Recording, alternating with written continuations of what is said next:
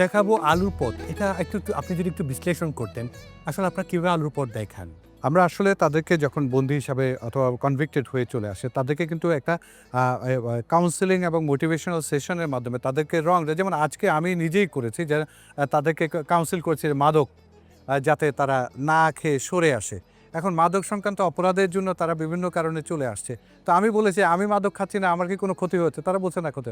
আমার যে মাদক খেয়ে কার কি ভালো হয়েছে উদাহরণ দাও। কেউ কিন্তু দিতে পারেনি।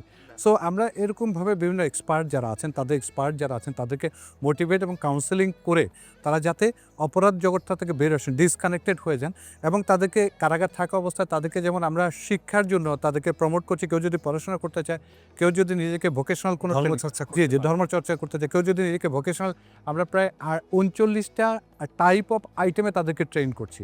যেকোনো একটা চুজ করলে কেউ হয়তো অ্যালুমিনিয়ামের জিনিসপত্র তৈরি করা শিখছে, কেউ এখানে কারাগারের ভিতর। তারপর কেউ বুক বাইন্ডিং শিখছে, কেউ প্রিন্টিং শিখছে, কেউ বেকারি আইটেম শিখছে, কেউ মেয়েরা যেমন পার্লার এর জন্য ট্রেনিং। এরকম সুযোগ এখানে কারাগারে আছে? জি আছে।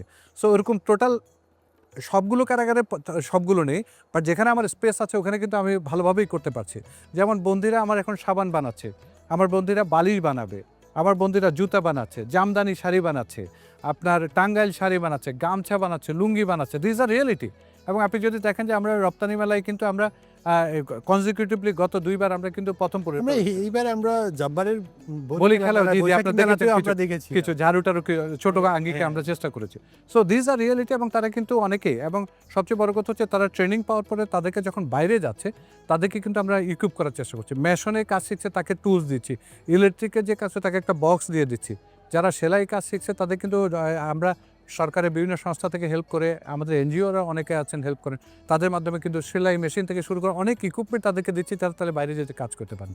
সো ওই চেষ্টাগুলো করার মাধ্যমে আসলে দেখুন যে একটা বন্দী হিসেবে আসছেন, তাকে গ্র্যাজুয়ালি তাকে ট্রান্সফার করে মানে আলো পথে তাকে যাতে সুযোগ করে দেওয়া যে সে যাতে সমাজে যাতে রিইন্টিগ্রেট হতে পারে, তার সোশ্যাল যাতে আইসোলেটেড না হয়ে যায়, এরকম একটা পরিস্থিতি করার চেষ্টা করছি।